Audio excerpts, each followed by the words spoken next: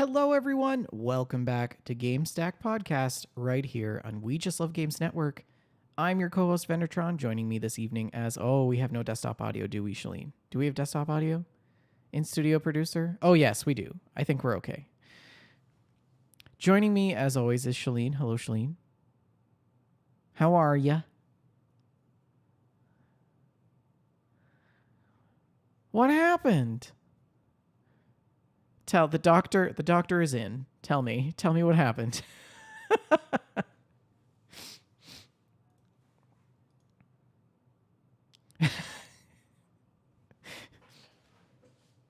Okay. I missed you too. Really? Because you're showing up here. Okay, hold on. Really? No audio on Shalene? Because she's showing up on my desktop audio. I don't think he would lie. Okay. I put a lot of faith in our in-studio producer. It's there. I don't know what to say. Yeah. Are you sure? There's nothing? Can't. And you can hear him? Okay, stand by. Good. Stand by. Oh, Kawaii Banana Sushi says that we hear you now. Okay, So so we're good. Thank you, Kawhi. we Sorry, appreciate guys. it. Sorry about that. We're still ironing out the audio gremlins from when I moved like 4 months ago. Honestly, at this point, it may be just like the negativity from my job that's just poured out like through the internet and infected the podcast. That is entirely possible. Mhm. Yeah. It's been a pretty busy week this week. Nothing too notable, I think, to mention. We're going to see The Lion King Ooh. on Sunday. We're going to like go see the shell, like the Lion at King, like the Broadway. Yeah. Yeah. So I'm kind of excited about that. Does it have Northwest in it? I don't what? What do you Did you miss that? There, Yeah. isn't it Northwest? One of Kanye and Kim's kids did a couple shows of The Lion King as Simba, and it was like the worst Broadway performance of all time. Like No. it was it was egregious. It Oh was really no. bad. It was really bad. Well, my sister and her husband went and they said it was phenomenal Good. and that they would definitely go back and see it a second time if they had the chance to do it. Lovely. Well, I So. hope you guys have a great time. Yeah. Anyways, we should probably get on with the show. You're listening to episode 203, Just Friends, right here on GameStack Podcast. Don't forget, show is sponsored by Oak and Crow Coffee. If you head on over to oakandcrow.com, you can pick up a bag of We Just Love Coffee blend, and $2 from every purchase of that bag goes to the Children's Miracle Network. And yes, thank you all for joining us live on this Friday evening, the end of the week, the best little corner of the internet, as we like to say.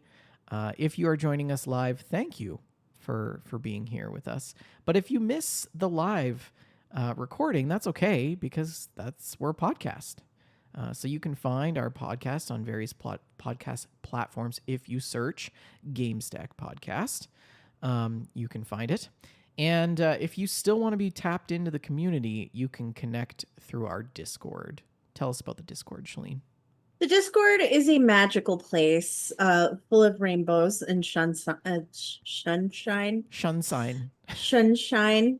And it's a really nice place to hang out, and it brings me a lot of joy. It's our lovely community, and we hang out and chat about things we're interested in. Mm-hmm. And yeah, it's real nice. You can join it by clicking the link on our Twitch page over at twitch.tv/we just love games. Yes. The link is live whether or not the show is. Yeah. The Discord's been kind of active this week. We are going to be talking about our GameStack challenge that we missed on the last episode. We just completely spaced it. We totally missed it. Sorry about that. I believe we also have some mail to open. I got rid of the daily cat bot in the companions channel. I'm sorry, everyone. Yeah, that was It awful. inundated the channel with cats, and Like, but and they weren't even good cats. They were no, like they're AI AI cats, generated. and like, Yeah, yeah, it's it was so not bad. great. It was But you not guys have great. been making up for lost time in the companions channel by posting all of your delicious food and your plants in the food stack and the plant stack channel. So well done, everyone. And your screenshots and stories and your Gamestack challenge. We will talk about that tonight. Shalene's got a stack of news for us to go through. We do have some stocks to talk about and how the market's doing. As well, what the community is playing. We'll have a new challenge for you. And Shalene and I will cap things off with our gameplay. So let's hop into it with this just in.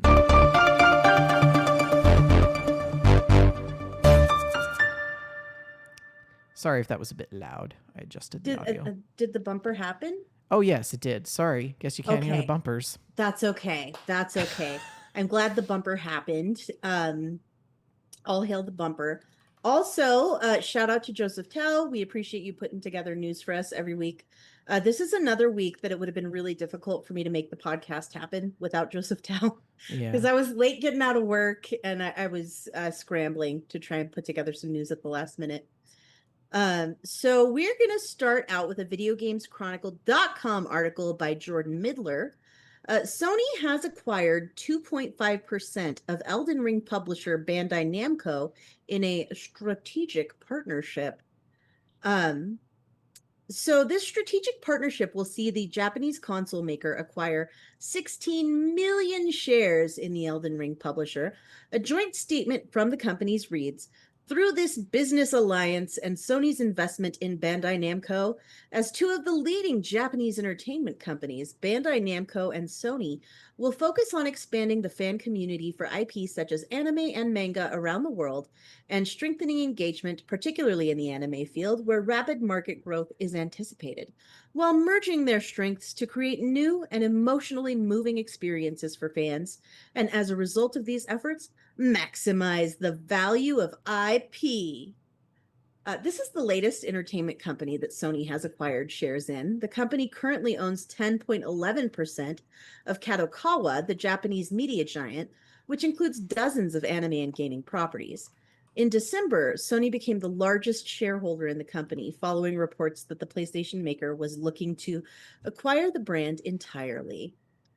Sony also owns 14.09% of From Software, 5% of Devolver Digital, 4.9% of Epic Games, and 4.98% of Chinese media publisher Bilibili. Bandai Namco is best known for major gaming franchises like Tekken, Soul Calibur, Pac-Man, Ace Combat, and more. Of this new partnership with Bandai Namco, Sony's chief strategy officer, Toshimoto Mitomo, wrote, through the partnership, we aim to co-create an array of content and experiences that exceed expectations and deliver kando, emotion, to even more fans, alongside Bandai Namco Group, with its outstanding capacity for multi-directional expansion of diverse IP and deep connections with fans at real touchpoints both domestically and internationally. By combining the strengths of both companies in the field of entertainment and unlocking the potential of compelling IP, we will further accelerate our efforts to maximize IP value and realize Sony's long-term vision. Shalene, how much do you want to bet that Elden Ring 2 is going to be a Sony exclusive?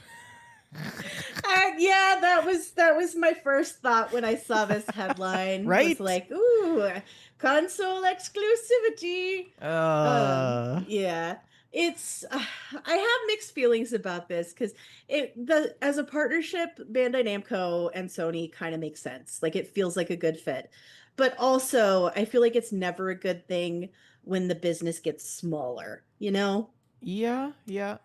I guess you're right there. Um, I mean, the amount of money Sony has is finite though. Like they're not like Microsoft, who has this like seemingly endless supply of cash. Sony, I think, is big, but it doesn't I wonder necessarily how big they are it compared it doesn't to. necessarily have the money to keep buying up studios, at least Okay, major net ones, worth of anyways. Sony 100 $145.69 billion $1 billion. You have to net say it worth like of this. Microsoft. $3.76 trillion. Trillion, cajillion, shoo. So yes, Microsoft is a Right? somewhat larger Right? company. So, like, Just a little bit. I mean, they don't necessarily have the money to keep buying up But large studios. also, like, I know As it's astronomical. It's amounts of money that my feeble brain cannot comprehend. But when you're already talking about billions of dollars, like that's a lot. That is a lot. Like, Microsoft has more cash on hand, I'm willing to bet, than literally all of Sony's value as an what is entire that like a entity. percentage? I don't know. It's What's like the 2%. No, no. What is Okay, it? How one. much? What's their net worth? Okay, Sony net worth was 145.69 billion,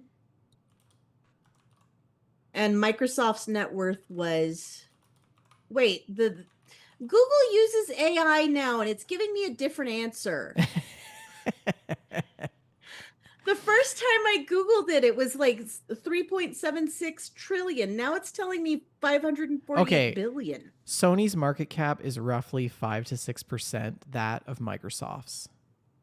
Okay, okay. So, like, yeah. Oh, okay. Here we go. Here we go. According to the stupid AI I hate AI. I'm really coming to hate AI. But it says that the total assets are 562 billion. So that's where that number came from. So Microsoft can still buy two Sonys. Microsoft can buy two Sonys. Yeah, that's Yeah. Okay. yikes. What a dystopia we live in Well, I mean, when numbers this big describe the net worth of anything. the only thing stopping from Microsoft from actually doing that is the FTC, really. You know what else there were 3.76 trillion of? The fruit flies in my plant that I just watered. Cheese wheels in my Whiterun house when I played Skyrim. Yes. Mm-hmm. Which brings Mm-hmm. us to our next article, a rock, paper, shotgun article by somebody. Mark Warren. Thank you, Mark Warren.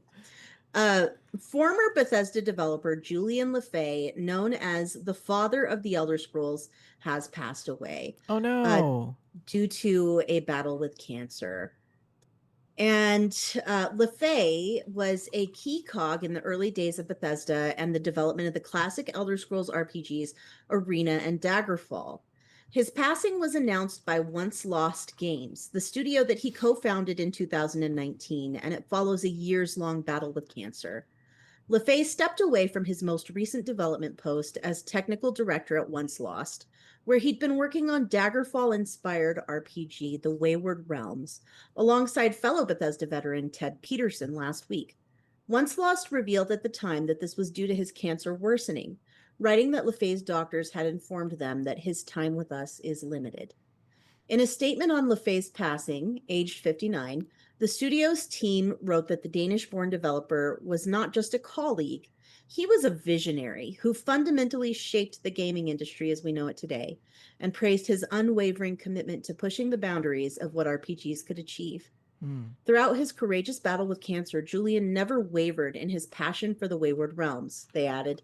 Even during his illness, he continued to share his vision with our team, mentor our developers, and ensure that every aspect of the game reflected his commitment to creating something truly extraordinary. His strength, determination, and unwavering focus inspire us all. LeFay joined Bethesda as a programmer in 1987, and he was a key influence on many other RPGs through his work on the Elder Scrolls. He was the programming lead on Arena and Battlespire, the project leader on Daggerfall, and is credited on the Elder Scrolls adventures Redguard and Morrowind. According to Peterson, his name was also an inspiration for Tamriel's god of wisdom and logic, Julianos. LaFay also served as director and chief programmer on Bethesda's The Terminator and the follow-up, The Terminator 2029, back in those early days. He largely disappeared from the spotlight after leaving Bethesda, working on various projects, including some with Sega, before being dragged back in via an Really? interview with YouTuber Ian Phoenix in 2017. Interesting. This snowballed into LaFay and Peterson deciding to team back up on an RPG that would be a worthy successor to the likes of Daggerfall. That led to Once Lost's founding in 2019 and a Kickstarter for the Wayward Realms. As Peterson and the studio staff wrote when they revealed that LaFay had stepped away from work on the game, their plan is to continue developing the RPG in a fashion that matches his vision for it. So, condolences to Mr. LaFay's family, and his contributions to this industry will not be forgotten. Yeah, we were all impacted in some Mhm. way or another. Yeah. Can you imagine a gaming industry that doesn't include the Elder Scrolls? No. The influence is No. so deep. Yeah. It's so deep. I just Yeah. Like when I stopped playing, like I was listening to the soundtrack mm-hmm, for like years. mm-hmm. Um anyways, that's unrelated. Yeah. But But the lore of these games and their legacy is unlike any other. yeah. And Yeah. I'm saddened to hear that Mr. LaFay has passed. There's no pithy transitions out of that. So we're just going to go into our next article, which is a rock, paper, shotgun article written by Mark Warren. Again, thank you, Mr. Warren, for writing our podcast. ZeniMax staff discuss Microsoft's inhumane mass layoffs and how the future looks for the carcass of workers that remains. That's a very descriptive sentence. Okay. The carcass that remains. A new report delves into the behind-the-scenes chaos caused at Elder Scrolls Online studio ZeniMax by Microsoft's mass layoffs earlier this month. Staff say that the manner in which the corporation let go of around 9,000 staff was inhumane, and it left those who remain facing an incredibly tough future. An unannounced MMO in development at ZeniMax, codenamed Project Blackbird, was one of the games canceled by Microsoft as part of the corporate bloodletting, with Rare's Everwild and the initiative's Perfect Dark reboot also being canned. Just last week, the ZeniMax Online Studio United Union said they're fighting on behalf of workers at the studio left in limbo by Blackbird's cancellation. The staff game developer spoke to for the report paint a horrifying picture of the day that saw Microsoft jettison all these people and projects. They claim staff were removed from company communications such as Slack and email before human resources had even made contact to inform them that they had been let go. It was so sad seeing people so distraught and confused and not knowing if they would have a job by the end of the day, or even if the layoffs were done by the end of the day, said current ZeniMax worker and ZeniMax Workers United CWA union member Paige Branson. It's not okay. It wasn't normal, added ZeniMax senior QA tester and fellow ZeniMax Workers United member Autumn Mitchell. I don't care how many times they do it to try to make it seem normal. It's not. The way they do it is inhumane. I don't care how much they say that it's dignified or that they want to do it in a respectful way. It's not. Making it so that people have to rush to type a goodbye message into Slack to their colleagues that they've been working on various projects that have been making your corporation money for 15 years is disgusting, the QA tester continued. Both Branson and Mitchell believe the cuts at ZeniMax, which game developer report have affected hundreds of workers, would have been worse if a significant number of the studio's staff hadn't unionized. As is, they say the layoffs have seen key developers let go, leaving those who remain facing a bleak future. A lot of practical knowledge just disappeared overnight, Branson said. Everyone left now has to pick up the pieces as best they can. The dwindling morale and general confusion of it all has extended into our general workflow. We used to have very, very reliable people working on things, and they're no longer there. They were integral. I feel like they were numbers on a sheet that got cut, but the real application of what they were doing was integral to making everything run correctly. The carcass of workers that remains is somehow supposed to keep shipping award-winning games, Mitchell added, later liking the situation to having to keep on working while looking at a graveyard. I understand. Like, I get it that shareholders want to see a return on their investment, right? In Mm-hmm. like the next 6 months, not 4 years, 5 years, 10 years. I get it. People want to enjoy their money before they're old and decrepit and can't enjoy their money. But what I don't get is, why would a publicly owned company spend this kind of money, put themselves in that type of situation when games take years to develop? Mm-hmm. And like, they spent what, $10 billion on ZeniMax talent and 65 billion on a few huge Activision IPs. All of Bethesda was like Those $7 things, billion. well, and those things basically print money, right? The And thing then they is, turn around and they start canning all their good like, I thought mhm, the whole point was to let ZeniMax work with like Call of Duty and Candy Crush and give them more money to build new games for the future. mhm. And they had all the pieces. They had everything to start building this massive network, to build cross collaborations and share skills and knowledge, but they just decided to like cut their losses after like 4 years. And What? we Like, talked about these layoffs on our last episode of the podcast. It really, we were so hopeful that Microsoft was going to do good things with all of these studios they acquired, and instead they just bought them and gutted them. And it's really sad to see.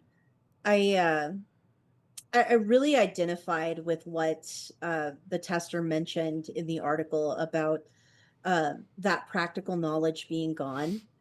Institutional knowledge is so important in any job, and without that deep knowledge of what's going on, there are so many.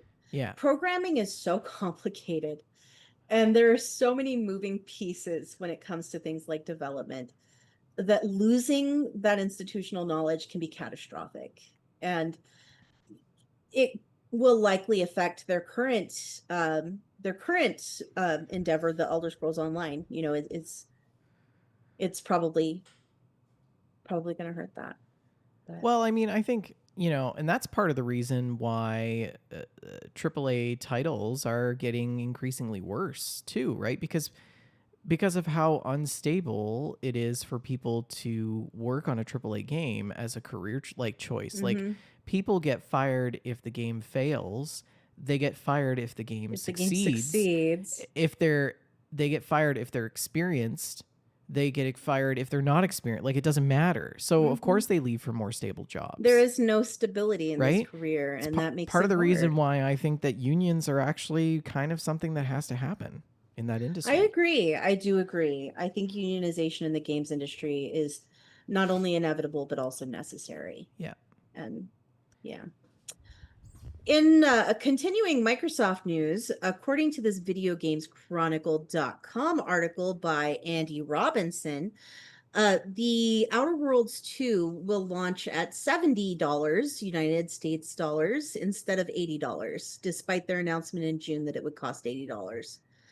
When the Obsidian Interesting. sequels releases on October 29th, it will cost $70, they announced on Wednesday. Last month, Xbox had said that Outer Worlds 2 would be its first $80 title as a part of a broader increase in game prices. An Xbox spokesperson said, "We're focused on bringing players incredible worlds to explore, and we'll keep our full price holiday releases, including the Outer Worlds 2, at $69.99, in line with current market conditions." Obsidian wrote on its social media channels on Wednesday, "We have received your SOS via skip drone about the pricing. As an organization devoted to making sure that corporations do not go unfettered, we at the Earth Directorate have worked with Redacted to revise the price of the Outer Worlds 2. While this will not bring peace to the galaxy or even your local colony, we assure you all that we are here to fight for all colonies in every way that we can." It's not clear if this change means that Xbox's plans to increase all of its first party games to $80 across the board will be affected. We understand that these changes are challenging and that they were made with careful consideration given market conditions and the rising cost of development, Microsoft said in June when they announced the original price hike. Looking ahead, we continue to focus on offering more ways to play more games across any screen, ensuring value for Xbox players. And I know game pricing is something that's been a particularly hot button issue for you recently, Vendor. Um, High price everything, games. Oh, I know, it's crazy. yeah, everything costs so much, and the price of games has gone up. I don't think I don't think that $80 is shocking for the current economy for the when you account for inflation. I don't think it's that outrageous, especially considering that so few people buy games new anymore. I think we all wait for the sale. I mean, the rising cost is just it's just part and parcel with the rest of rising cost. Like yesterday I went to the store and I bought bananas, a bunch of bananas, a small thing of pre-made sushi, like deli Hmm. sushi. Yeah. I bought 3 persimmons, which were $3.49 each. Oof. And what was the other thing that I bought? There was one other thing that I bought. I can't remember what it was. And it was like $22 for those 4 Hmm. things. And I'm like, Hmm. what is happening? Yeah. I mean, Everything is so the expensive. persimmons were like $10, but they're persimmons. It was worth it. Yeah. They're a specialty item. Anyways, But yeah, the games being $80 has been a wildly unpopular choice, obviously, with consumers. Nobody wants to see prices go up. And it's really interesting to see the companies start to backpedal. mm-hmm. And I wonder how long it will last. Um, Our next story is a videogameschronicle.com article by Jordan Midler. The Pokemon Company has released new Switch 2 gameplay for Pokemon Legends Z through A, including the debut of a new Mega Pokemon. Mega Dragonite is the first new Mega Pokemon in over a decade, and it's been announced. The new gameplay showed off more of the NPCs that the player will meet during the game. Upon arriving in Lumoy's city, players will be invited by either Urbane or Tawny to join Team MZ, a crew dedicated to keeping Lumoy's city a peaceful place, according to the Pokemon Company. In addition to Urbane or Tawny, Team MZ includes Naveen, an up-and-coming fashion designer partnered with Scraggy, and Lita, an aspiring professional dancer who battles alongside her partner, Staryu. Pokemon Legends ZA will introduce rogue Mega Evolved Pokemon, which will serve as raid like bosses throughout the game. During these battles, players will be joined by another member of Team MZ. The gameplay showed off the ability to take photographs with your Pokemon team and to relax with them throughout the city. Side missions, like those found in Pokemon Legends I'm Arceus, sorry. will I'm also sorry. return. Whew, I wasn't sure if that was on my No, it's computer. me. I It's didn't know what I me. had done. Stupid ads in these Um, websites, I tell you. but anyway, the reason that I included this article is to talk about how dopey Mega Dragonite looks. Oh my gosh, have you seen this thing? Dragonite is a great Pokemon. I love Dratini. I love Dragonite. They're just a fantastic Pokemon. But Mega Dragonite has wings coming out of Okay, its here we head. go. Here we go. There it And it's is. just, oh, it's so dumb. I love it so much. It's so stupid. If you're listening to the audio and you can't see this, just Google Mega Yeah, Dragonite real quick. just when I thought they couldn't get any dumber. The wings and the little unicorn horn and the little bead on its It's tail, like really it's bad. just it's a very very peculiar choices for character design. Yeah. I don't what look, they massacred my boy. Oh man. Oh jeez. Anyways, okay, good. You want a Lego Game Boy? Not Does that sound like a particular. good time? I Yeah. mean, I guess if that's what you like. I mean, I can't imagine a more challenging thing to create than brick, a brick shaped brick. Okay, where are you going? What Where are a you going with challenging this? build. Where are you going with this, Shalene? Uh, According to this videogameschronicle.com article by Jordan Midler, a Lego Game Oh, Boy I has finally understand now. been revealed. Let's take a Lego look. Game Boy is a thing. It's this is pretty dumb. And like I have so much nostalgia for the Game Boy. I care deeply about the original Game Boy. If they would release, like, you know how they did those mini consoles, like that you could plug into the TV? Yeah. If they would release like a Game Boy that had all the games in there, like, and you could, I would buy that in a heartbeat. But Lego Game Boy is the stupidest thing I've ever seen. I mean, I have never understood the fascination with things that are made out of Lego. Why wouldn't you just have the actual thing? But some people really are really into Lego. It costs $60. That's a waste of money. Somehow it is Yeah. made of 421 pieces. Peaches. Peaches going to the Jesus. country, Lego is getting mailed to really, peaches. really trying to innovate here. This set includes 2 Lego Game Boy cartridges, one for The Legend of Zelda Link's Awakening and one for Super Mario Land, which is also stupid. Tetris was the pack-in. Why is there not Tetris? I'm very angry about this. Both of these classic Game Boy titles will also feature on one of the 3 interchangeable screens that can be displayed on the handheld. This is just, Up next, Lego Switch. it's incredibly dumb. It's incredibly dumb. I hate it. I love the You Game really Boy. are. You have a lot of rage against I this. do. This annoys me so much. Like, I just, ugh. I don't know. I don't know that I necessarily have as strong of an opinion. I definitely wouldn't spend $60 on something like this, but I have gone into the Lego store and walked out Mhm. with 2 things for $150. Lego stuff costs so much. And those were Christmas. Those were Mhm. Animal Crossing Lego sets for my niece and nephew for Christmas. Mhm. So, yeah. I don't know if they would release like a Game Boy Classic, like they did those mini consoles that you could plug in.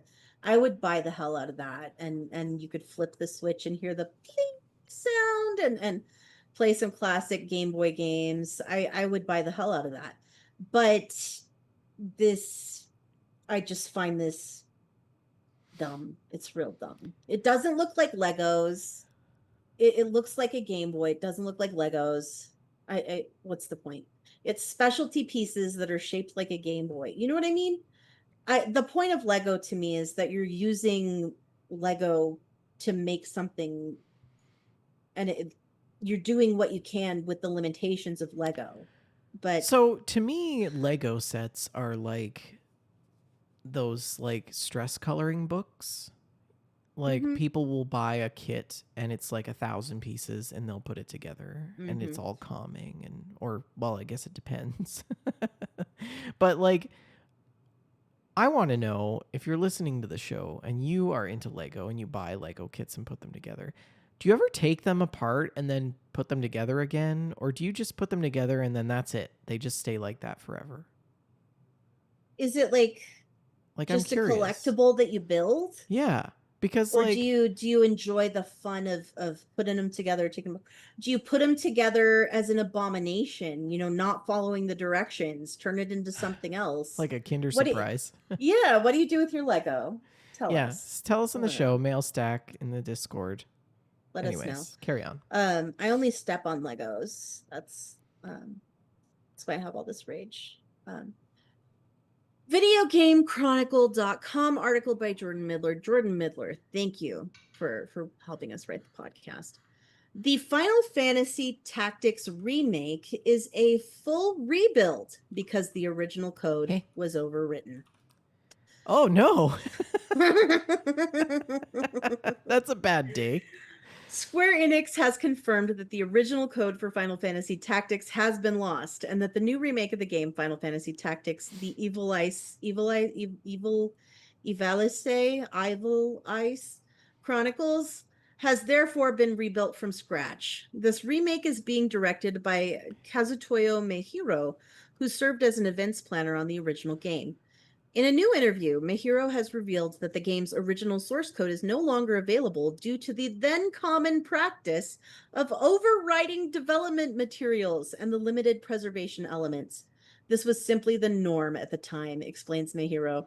We didn't have the kinds of effective resource management tools available today, and we developed games by essentially overwriting the previous code each time we fixed a bug or added a new language. Haven't these people ever heard of GitHub?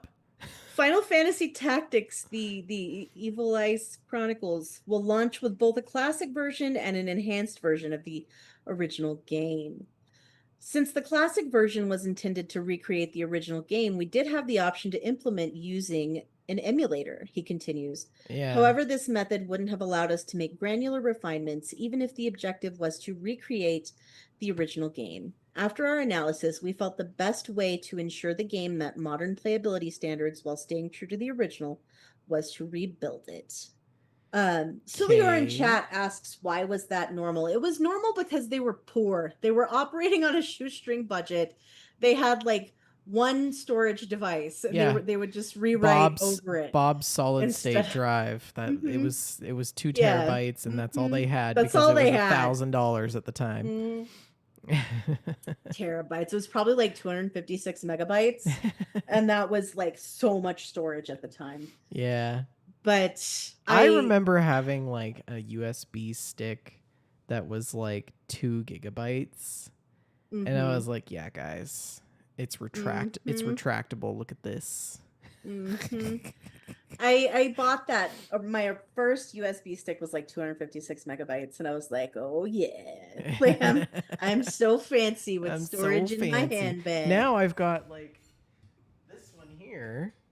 This is 2 terabytes. Look at this little thing. Yeah, I have a USB that's a terabyte. It's like this big. It's like the size of my pinky nail. It's amazing. Anyway, this is something that we've talked about ad nauseum on this podcast: the importance of the preservation of games. Yes.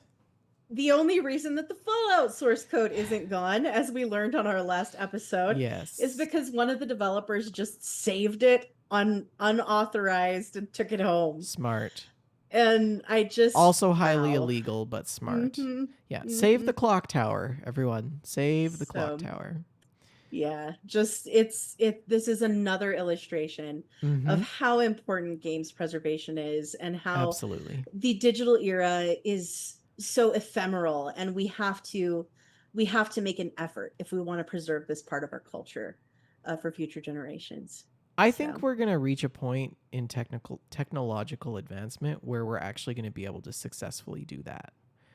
But I'm not sure that we're there yet in terms of data storage. Anyways. Well, I've learned some new data today. And if you think that Lego Game Boy made me mad, oh, friend, you have no idea. Oh, no. This is an IGN.com article by Rebecca Valentine. Nintendo confirms Mario and Peach's relationship. They're good friends. What? Good friends. And wait, this article... did Mario just get friend zoned? Yes. The quote from the Nintendo Today app says, "Princess Peach and Mario are good friends and help each other out whenever they can." What does that mean? Like, hey, do you have any eggs? I mean, plainly it means that when Peach is kidnapped, Mario goes to save her, and she bakes some cakes, which are an equal exchange of labor. Plainly, maybe good friends. It's just. So, like, they're not dating? Ew! They're not in any kind of relationship? Ew. Is this... like plainly they're in a relationship, right? Like Ah, obviously. I don't know. You don't think so? Maybe they could be. They're just Maybe they're like friends. those celebrities that are like, we're not in a relationship, but meanwhile, you know, They're on their, just friends.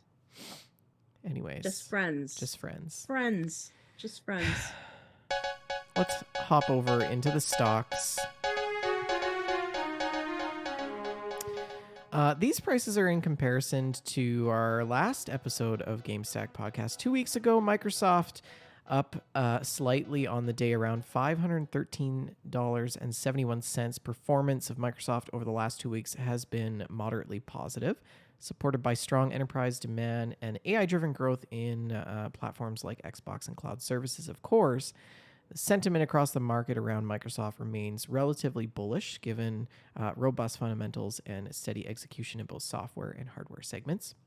Sony's trading at approximately 24.88, which is down slightly compared to our previous, or sorry, up slightly compared to our previous week. And over the last 2 weeks, Sony has mildly fluctuated. The drivers of this are around expectations of upcoming game titles and the momentum around PlayStation. Take Two Interactive closed out at $311.55, down $13.80.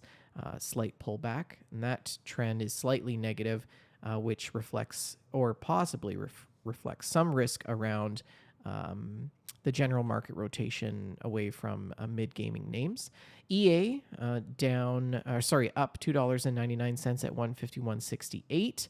And remains in pretty good shape. Investor caution may stems from concerns over franchise fatigue or monetization of sports titles. Roblox Corporation up $12.96. Seen some mild strength in the last 2 weeks, potentially due to its renewed focus on platform expansion and rising engagement metrics. And Nintendo is up $3.66, which signals relatively good short-term gains. The market sentiment around Nintendo has been relatively mixed over the last couple of weeks. Strong early sales of the Switch 2, 3.5 million units in the first 4 days, fastest console launch ever, which has helped support the stock price, but the post-launch profit concerns are what is weighing investors. So overall, Microsoft remains dominant player in the market. Nintendo continues to ride the success of Switch 2. Tencent is certainly standing out this past fortnight. Roblox and EA reflect some good gains, and Take-Two is on an upward trend. So that is the stocks. Let's hop into what the mail. Do we have any mail? You've got mail. What the Can you mail, read? Shalene? What? Can I read? Oh yeah, I can read. Yeah, just give me a sec. What is the last posting? Blue check mark, blue check mark, blue check mark. Start with the someone has to post there.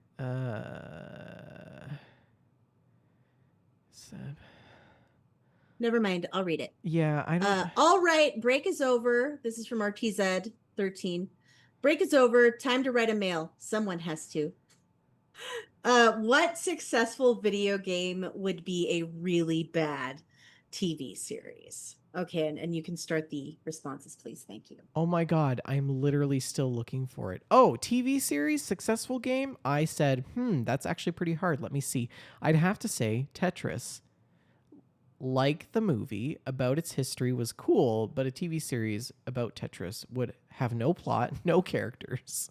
Translating that into a serialized narrative would be like turning chess pieces into a soap opera. Gaz says had similar thoughts on Balatro. RT says satisfactory rom-com. Schneewolf says I'd pay good money for a Portal spin-off series about the wild experiments at Aperture that happened before the games. And Sully says just pick one. They can take any successful game and make it a bad TV series or movie. So, and then yeah, those are the responses. Let's see, a really bad TV series. Oh, Schneewolf also posted this one of a Skyrim TV series plot outline. Okay, so it says episode 1, Echoes of the Thume. Opening. A peaceful Skyrim village is suddenly attacked by a previously unknown, highly aggressive Daedric cult. The villagers are massacred and a powerful artifact is stolen. Introduction. Your mic is on, Shalene. Introduction of the protagonist, Alara, a skilled but disillusioned former Imperial Legionnaire haunted by civil war, now living a quiet life as a hunter in the wilderness. And it goes on to all these different protagonists and stuff. So, anyways, if you would like to send us some mail, please do so by going to the Discord and posting in the Mailstack channel. We'd love to hear what you have to say. Let's hop into what the community is playing.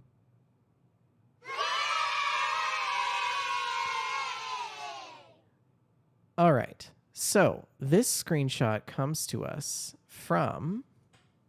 Hold on, I'm scrolling here. Shalene is just. This is probably Alex, isn't it? Yeah, this is Alex. This is. You might be thinking that this is The Sims, but it's not. It's actually. This isn't The Sims? It's actually World of Warcraft. What? Are you serious? Yeah, it's World of Warcraft Sims style. She says the baby and the dog asleep on the floor, much like real life. LMAO. I love The Sims. It is The Sims. Is it The Sims? Yeah. Oh, her character is very I think Warcraftian. so. And then It's I so said, cute. also, I'm loving the new fairies expansion. And can we just talk about this baby that looks like Putin? I'm just gonna can we? Oh no! The baby looks like Putin. No! Right? This baby looks like that is. No! This baby is a Russian asset. I'm telling you, Shalene. Oh no! It's so cute though. It's so cute.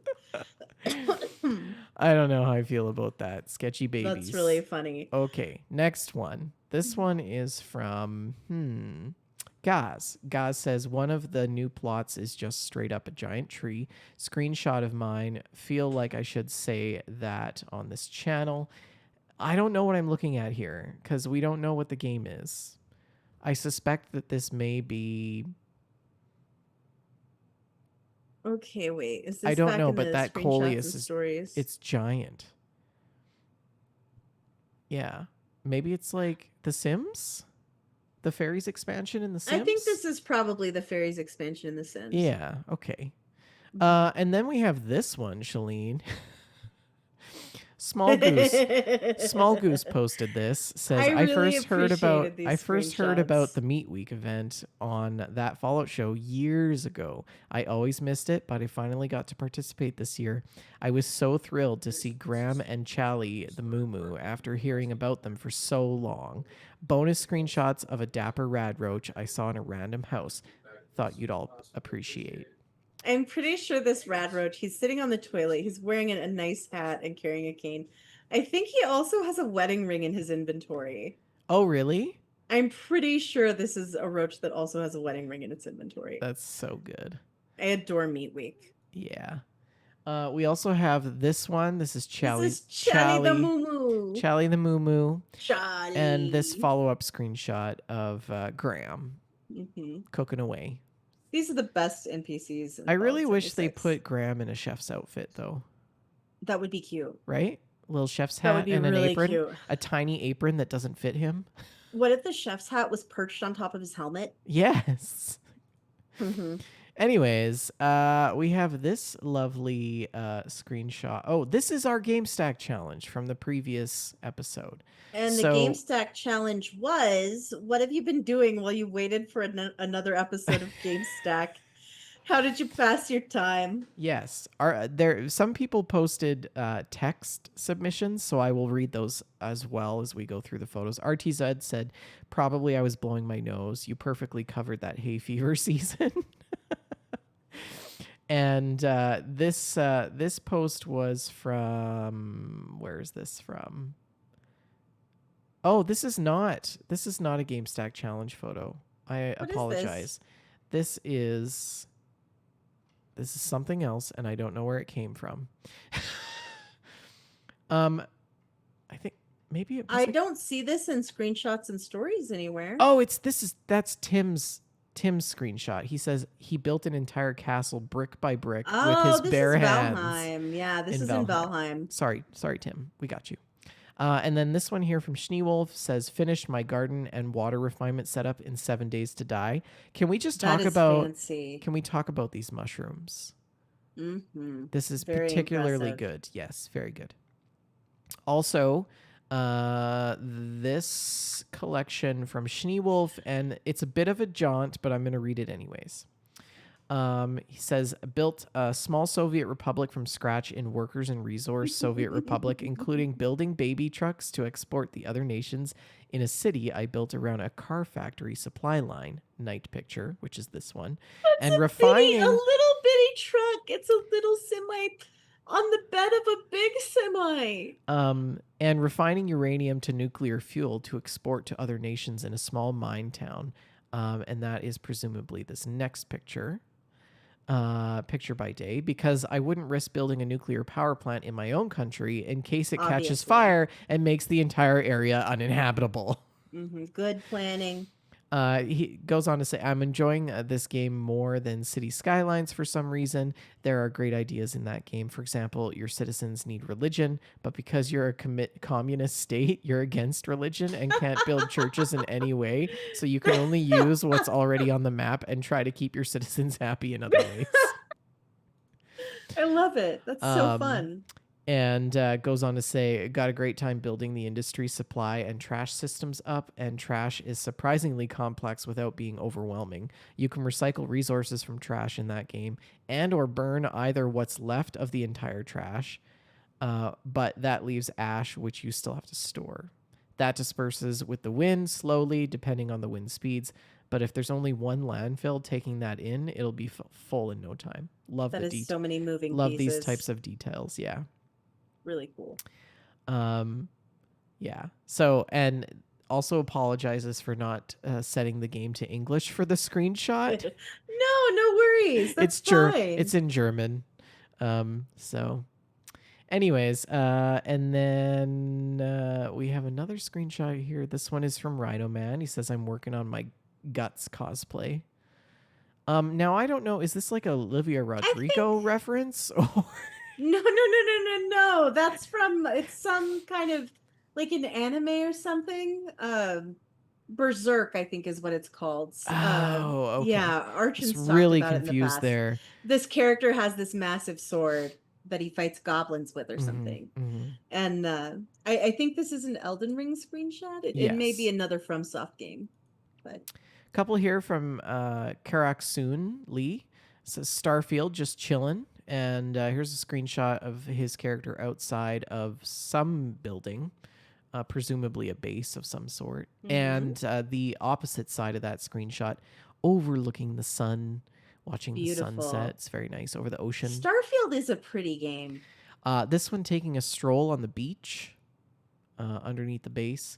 And then this one of the landing pad and presumably his ship in the sun in the background. That's pretty rad. Then we have a couple of IRL screenshots from Frankel's Konina. She says, the honestly, graphics are so good. I know, she's got one of those 5,000 series.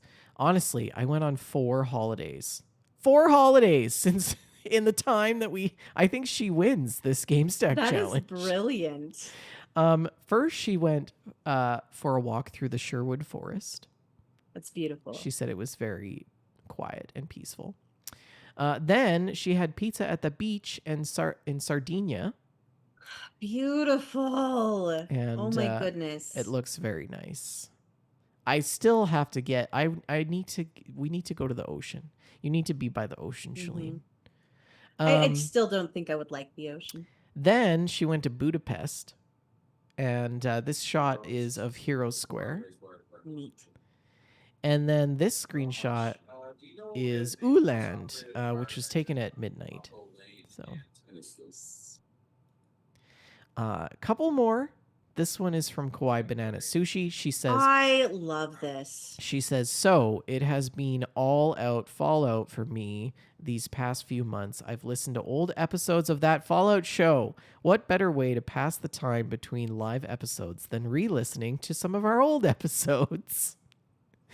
Perhaps she wins this challenge. She says, I'm rewatching the series and I've been working on 2 Fallout themed projects. I have continued progress on my cross stitch project, finished my rad roaches, and knitted a Mothman themed cowl. And here is a picture of the Mothman themed cowl. Look at it. This is That so is good. so It cool. is so good. I'm going to zoom in on this because it's just, look at the detail. I love it. Yeah, She's that's going to be sporting that in amazing. winter, I hope. I enjoy Kawaii Banana Sushi and the way that her life is so aesthetic. Yes. She Yes. lives Stardew Valley, and I love it. Yes. Yeah. And then we also have this wonderful submission from Carrie, Curly Cash. Hi, Carrie. And she says, just a little game of Fallout chess. And she has this glorious Fallout chess set. And there's a couple angles of it here that I want to show you. So there's this one and then this one. Look at the dudes, the little Protectron. And there's, what else do we have? This is the Mark II. There's a Death Claw. There's a Ghoul, Super Mutant, I a couple really of like that the Raiders. board looks weathered. Yeah, Mm-hmm. I love it. It's very good. Yeah. Oh, on the other side, we've got a Dweller and Dog Meat. I like how the lighter set of chess pieces are like the good guys. Yeah. There's a Mr. Handy. Mr. Handy and the Lone Ranger. And yeah, I like it. It's very good. Anyways, Cool. that is screenshots and stories and our Gamestack challenge. How can people submit screenshots and stories? And also, what is our next challenge, Shalene? By visiting our Discord channel, you can drop your screenshots and stories in the screenshots and stories channel. We love to hear about the games that you're playing. And the new Gamestack challenge, I haven't thought of one yet. Vamp for a minute. Let me think. Let's see. What is the video game that stressed you out the most? Okay. I've been dealing with a lot of stress, lots of high blood pressure. So I want to know what video game stressed you out and why. Okay. I will put that in. And you can post those in the Gamestack Challenge channel. Cool. Well, let's move into the last part of our show, which is what Shalene and I have been playing.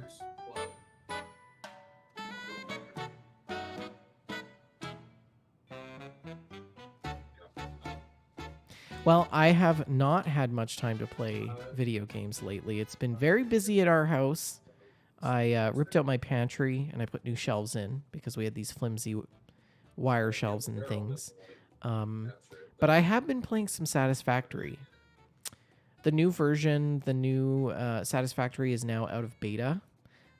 So I fired it up and I convinced Jess to also fire it up, and we created a dedicated server, which RTZ13 I think is also on there now. So we're going to be building and trying to be efficient, and hopefully I'll get some time to play that this weekend. And also I got to check on my sunflowers in Farm Sim.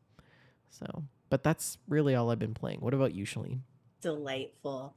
I also haven't had a ton of time for video games. I've played a smidgen more of Skyward Sword since the last time we talked. I'm still really early on, though. I'm like in the Forest Temple still. Really enjoying the game. Pokemon Go, of course, is like an inevitable part of my life at this point. So much Pokemon Go.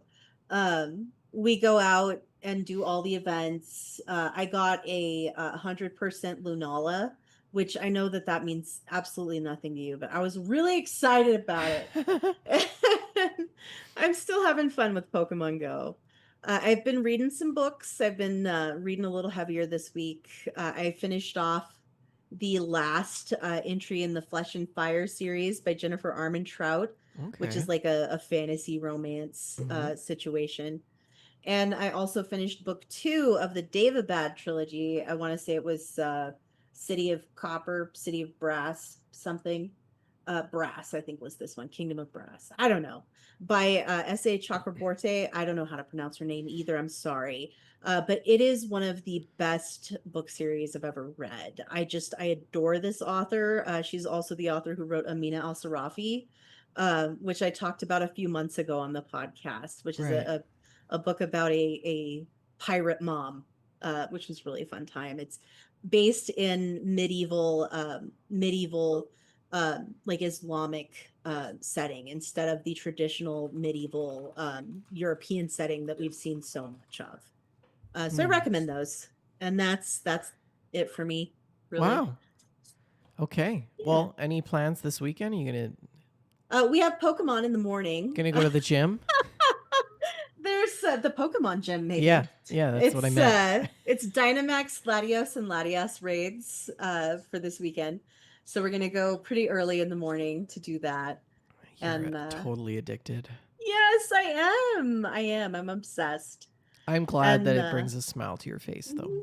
yeah, I've gotten so much joy from Pokemon Go. Like you have no idea. Mm-hmm. But I was reading this book called there's a bunny outside my window. He's eating my brand new grass that they just put in.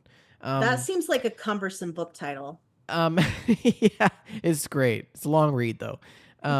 It's called The Love of the Land by Jason Whitehead. I just found this book randomly. Somebody left it on the sidewalk outside. I'm like, you can't just leave a book out here. It's gonna get destroyed. So I took it. Yeah. Anyways, it's like an indigenous author, and I haven't read any of it except yesterday. I forgot to plug my scooter in to go home from work. So I had to plug you it were in. stuck for a while. And I was waiting for it to charge. And I'm like, I'm going to read a chapter in this book. Well, he wrote this chapter about his love of video games.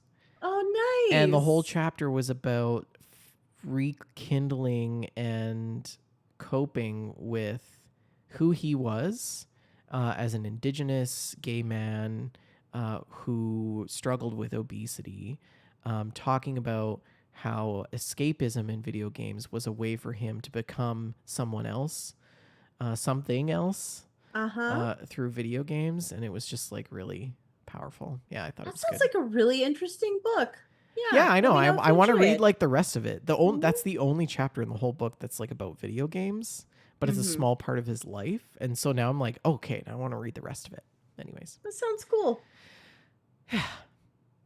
Anyways, that's a show. I think, yeah. That's a show. Any plugs or announcements? No. Okay. Show is sponsored by Oak and Crow Coffee. If you head on over to oakandcrow.com, you can pick up a bag of We Just Love Game coffee blend, and $2 from every blend of that coffee goes to the Children's Miracle Network. You can send us some mail in the Mailstack channel in the Discord, or email us at info@wejustlovegames.com. We are on Twitter at We Just Love Games, Shalene at Shalene L, on Facebook.com/WeJustLoveGames, Facebook.com/group/WeJustLoveGames. We're on Discord. If you navigate to twitch.tv/WeJustLoveGames, go to our About page. You can click the Discord link there. We try to record the show live every Friday, 6:30 p.m. Mountain Standard Time. And we are on various podcast platforms. If you Google Gamestack Podcast, it will show you all of the podcast platforms that we are on. Thank you all for listening. Shalene, what is your last word? Your princess is in another castle. We're just friends.